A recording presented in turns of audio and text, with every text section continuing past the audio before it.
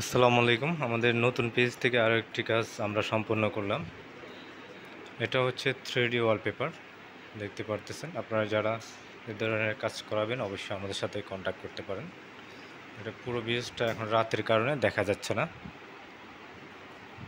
3D wallpaper সাধারণত কোনো জোড়া হয় না, জোড়াবিহীন পানি দিয়ে সবসময় এগুলি ধোয়া যায়। যারা আমাদের ফেসবুক থেকে দেখতেছেন অবশ্যই আমাদের ফেসবুক পেজটি ফলো দিয়ে রাখবেন, আর ভালো লাগলে ভিডিওটি শেয়ার করবেন। আর এই ধরনের কাজ করাতে আমাদের সাথে কন্ট্যাক্ট করতে পারেন আমাদের দেওয়া নাম্বারে।